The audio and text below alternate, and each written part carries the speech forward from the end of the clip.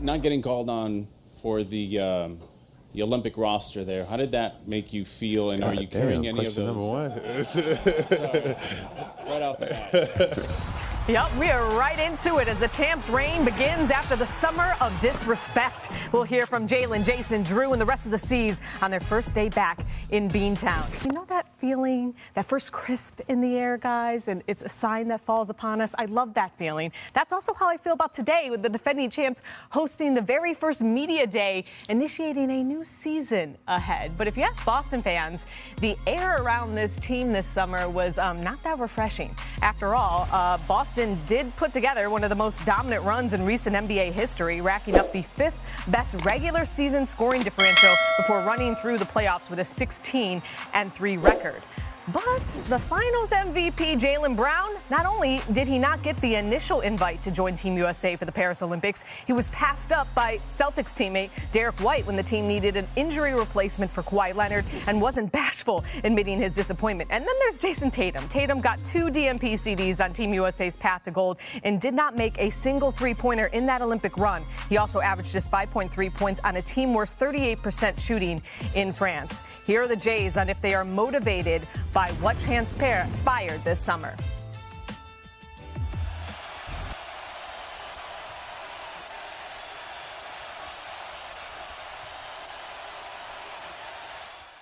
I'm curious what you learned from your experience at the Olympics this summer. That's a broad question. You want to be more specific? Is it something you're going to draw motivation from, I guess? Want to address the, I didn't play in 2 of those games? That's what you mean? Joe was probably the happiest person in the world that I didn't win Finals MVP and that I didn't play in 2 of the games in the Olympics. The past is the past, but I'm ready to get after it, lead our guys, get the guys, build some team chemistry, not skip any steps, and just set the tone for another year again. I'm extremely motivated for obvious reasons, and I'm ready to get after it. I was coming off a championship, the highest of the highs, and cover a 2K, a new contract, and then that happened. And whatever the reason is, I haven't figured out yet, but I am a believer that everything does happen for a reason. All right, so Jaylen Brown says he's motivated for obvious reasons. Tatum highlighted how he's going to use this summer as motivation as well. But, Zach, what do you think about the champs, especially their 2 stars, having chips on their shoulder, coming off a championship? How do you think that reframes their repeat chances? Everybody should be terrified of the Celtics. The rest of the league should be terrified watching all of those comments because the Celtics have everybody coming back. They're fully loaded. Before all this happened, before the Olympic sub, before the DNPs that Tatum is clearly still irked about, yes, they were already the team best positioned to repeat since the Warriors with KD and Steph were the last team to repeat. We're on this streak of nobody doing it. The Celtics are looking that goal in the eye. They're talking about it. They're saying it out loud. And the rest of the league should look at this team with 2 stars in their absolute prime, perfect complementary players all over the roster, and listen to these comments and say, uh-oh, there's not going to be any complacency. There's not going to be any satisfaction. This team wants history, and they're ready to chase it. Typically with an NBA championship team like the one Perk was on that was partying hard in Vegas, I remember that, Perk, you got to worry about them being too tan and having champagne still on their breath and being out of shape coming into camp. No, these guys aren't. You got 2 guys that are obviously super motivated. And I can't remember an NBA championship team that had a bigger chip on their shoulder than this one. One may argue the 19 Raptors or the Bubble Lakers because people were hating on them. But you got 2 superstars who are pretty geeked for this season, pretty excited to prove a lot of people wrong. And Joe Mazzulla, their coach, like Tatum said, is loving it. And he's going to keep poking those 2 bears to make sure that they're motivated the entire season. Perk?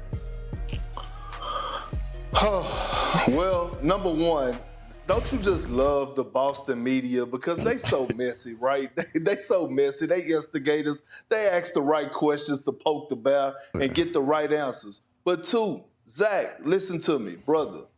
Basketball is competition. no one in the NBA is scared right now of the Boston Celtics. I'm just letting you know this. This is why the New York Knicks went out and they went and got Mikal Bridges and they upgraded their roster.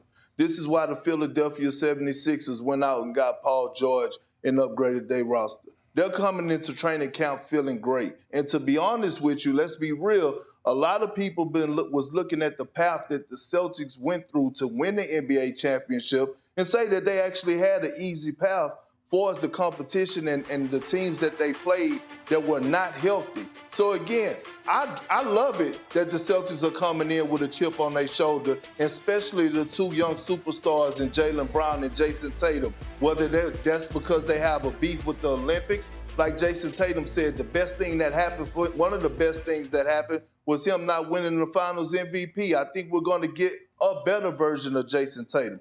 But at the end of the day, teams did stack up in the rest of the league, and especially in the Eastern Conference, to go look the Celtics eye to eye, and they're going to do that this season. It's a reason that we're on this streak right now where teams haven't repeated. It's hard. Teams are getting better every single offseason. Absolutely. I mean, look, you alluded to it about the partying in Vegas for your 2008 team. But, Perk, I mean, you've been in the Celtics shoes trying to repeat. So what's the approach you need if you're the Celtics team coming out of the gate? Because you're saying that teams aren't scared of them.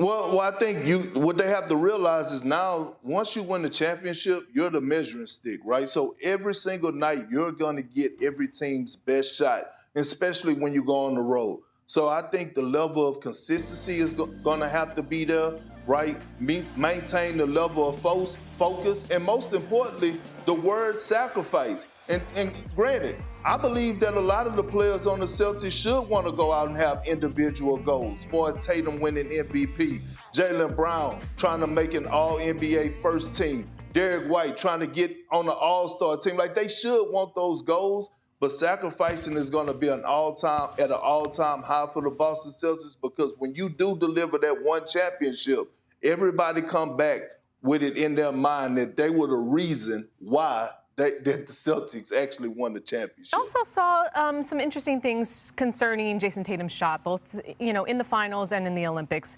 Zach, does Tatum need to be better than we've seen him lately in order for Boston to repeat? I don't think he needs to be better, because I think the team is so good. But that said, he needs to be as good, and I think he can and will be better because he's 26 years old. And Perk mentioned the spotlight being on him, the target being on him. The fact is the Celtics are used to that, because they've been deep into the playoffs the entirety of Jason Tatum's career. They've been getting people's best shot for a long time. But that number right there, 28% on threes in the playoffs, struggle in the Olympics. Ramona Shelburne, our colleague, wrote a story about the Celtics today in which she mentioned Jason Tatum and his trainers working on a, quote, mechanical issue that they found in his jumper. That's something to look at. But it's early in the season. Fix that, move on. This team is the clear favorites in the East. I love this conversation, too, about, like, motivation and chips on his shoulder. I mean, Jason Tatum just signed a 5-year, $315 million extension after Jaylen Brown signed the richest contract in NBA history. I'm not trying to be in these guys' pockets. First world problem. Exactly. But, if you are going to point out any problems surrounding the Celtics team, one of the biggest questions surrounding them is the health of Kristaps Porzingis. The Celtics center had surgery in late June to repair the rare foot injury he suffered during the NBA Finals. KP told our Ramona Shelburne in an excellent article on ESPN.com that he's feeling really good and he's hopeful to return earlier than the expected December return date. KP spoke about his progress earlier today. End of September, already been doing a good amount of stuff, feeling pretty good. And yeah, looking forward to keep making the progress at this rate and hopefully be back out there with the guys as soon as possible. I don't know that we're interested in putting a timeline on him because the injury is unique. But as far as how he feels and the progress that he's made, I'd say we're very, very pleased with where he is and maybe a little surprised. Maybe a little surprised. Porzingis brings a different element to a loaded Celtics team on top of being an elite three-point shooter. Last regular season, he was the most effective defender in the NBA, contesting shots in the paint, holding opponents to 44% shooting in that area. And on the other end, he was the most efficient post-up player in the last 10 seasons. And we all know how important Kristaps is to this team and the rest of the conference, loaded up this summer. So, Zach, how quickly should Boston need Porzingis back on the floor? They should take their time. 21-4 without him last year. They can win plenty of regular season games. He's the ceiling raiser. He's the one that turns them from a great team to a, oh my God, how are we going to beat this team? But in the regular season, the Celtics have some sort of plug-and-play centers, even behind Al Horford. And the Celtics ain't dumb. They're not going to play Al Horford 38 minutes a game and try to chase these regular season wins. They'll throw Luke Cornett out there, Xavier Tillman, Neemias Queta. They'll throw all those guys minutes. And you know what? All those guys will do fine. You know why? Because they have 3 Olympians in the starting lineup and a fourth guy who thought he should have been there and had a damn good case for it. Those guys are all awesome. The Celtics will be fine. Their biggest challenge is all the teams around them. These internal things, Celtics are fine. Yeah, and the top 11 players in minutes per game are all returning. Like you said, they know. Seems good. That seems like a nice thing. They know how they're working. Al Horford's old now, though. Yes, he's 38. He's old, but like Zach said, right. They're not dumb. They'll know how to use him. As I mentioned, make sure to check out Ramona Shelburne's article, Why the Boston Celtics Championship Honeymoon Lasted 12 Days on ESPN.com. Fantastic read.